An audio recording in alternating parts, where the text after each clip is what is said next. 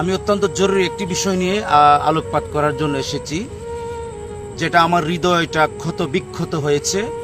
আমি একটি জায়গায় দেখেছি মাজার শরীফ ভাঙ্গা হচ্ছে। আমি আপনাদের উদ্দেশ্যে বলছি, যারা মাজার শরীফ ভাঙতেছেন আপনাদের ইতিহাস জানা দরকার। আমি শুধু সিম্পলি বলছি, বাবা শাহজালাল রহমতুল্লাহ আলাই দরবারে তখনকার সময়ে শায়েখ আব্দুর রহমান নামে এক জাহেল বোমা নিক্ষেপ করেছিল। সে কিন্তু ইতিহাসের আস্থা করে নিক্ষিপ্ত হয়েছে, পরবর্তীতে তার ফাঁসি হয়।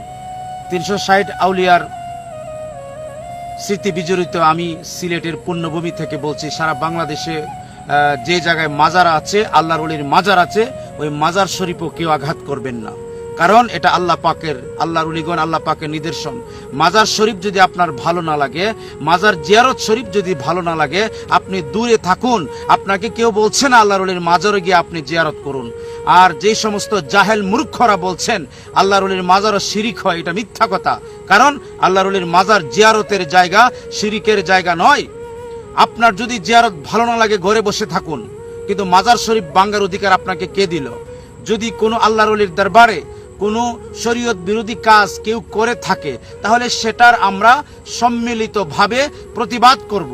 কিন্তু তার মানে এই নয় যে আল্লাহর ওলির মাজার শরীফে আঘাত করব, আল্লাহর ওলির মাজার শরীফ ভেঙে ফেলবো। এই অথরাইজড আমাদেরকে ইসলাম দেয় নাই, কেউ দেয় নাই। এটা জঙ্গিবাদী কথা, এটা জঙ্গিবাদী স্টাইলে এটা আল্লাহর ওলিগণের মাজার ভাঙা হচ্ছে।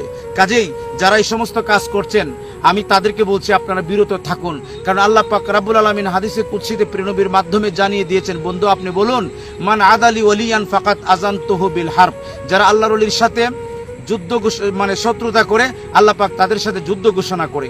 আল্লাহ পাকের রুশানল থেকে, আল্লাহ পাকের গজব থেকে আপনারা বিরত থাকবেন। আল্লাহর ওলির গণের মাজারে হাত দিবেন না।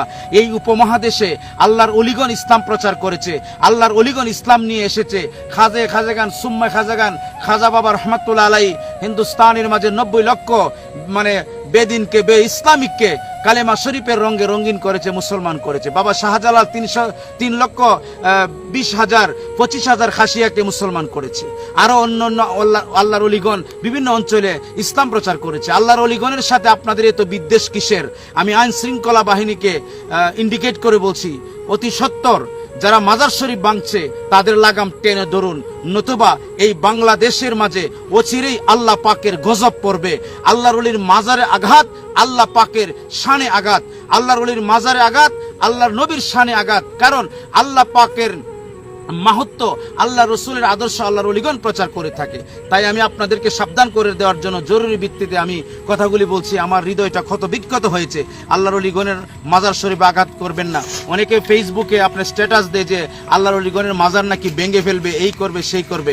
সাবধান করে দিচ্ছি, প্রশাসনকে বলছি, বর্তমান অন্তর্বর্তীকালীন সরকার এসেছে, এদেরকে সুযোগ দেন সুন্দর করে যেন দেশটা গড়ে দেয়। কিন্তু এই সুযোগে কেউ যেন মাজার শরীফে আঘাত করতে না পারে, আমি সেই প্রতিবাদ করলাম।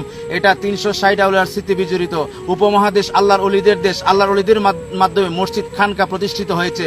আল্লাহর ওলিগণ মানুষের মাঝে সুন্দর মানবতা, ইনসানিয়াত প্রতিষ্ঠা করেছে, অন্য কেউ নাই। কাজে আল্লাহর ওলিগণের মাজারে আঘাত সমস্ত মুসলমানের হৃদয়ের মাঝে আঘাত।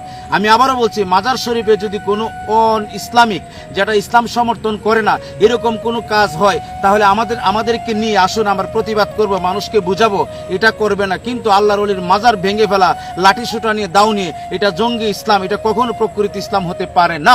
প্রকৃতি ইসলাম আমরা মানুষকে বুঝের মাধ্যমে সুন্দর করে, আমরা যদি তারা শিরিক করে, যদি তারা হারাম কাজ করে, যদি তারা মাজার শরীফে বিভিন্ন বেআইনি কাজ করে, তাহলে আমরা তার বিরুদ্ধে প্রতিবাদ করব। কিন্তু আমরা জানি মাজার শরীফে আমরা জিয়ারত করতে যাই, আল্লাহর ওলির মাজার জিয়ারতের জায়গা, রহমতের জায়গা, এখান থেকে ফায়েজ বরকত পাওয়া যায়, আল্লাহর ওলির কাছে গেলে উপকার হয়। পৃথিবীর সমস্ত আল্লাহর ওলিগণের মাজার আছে, ইমামগণের মাজার আছে, এটা আমি বলবো একসময় লাইভে। ভালো থাকবেন, সুস্থ থাকবেন। যারা মাজার শরীফ আঘাত করে তাদেরকে সাবধান করে দিচ্ছি, আল্লাহ পাকের গজব থেকে নিজেদেরকে বাঁচান, বাংলাদেশকে আল্লাহর গজব থেকে আপনারা মুক্ত করুন, অথবা বাংলাদেশ আল্লাহর গজবে পরিণত হবে। আল্লাহ পাক যেন আমাদের তৌফিক দান করেন।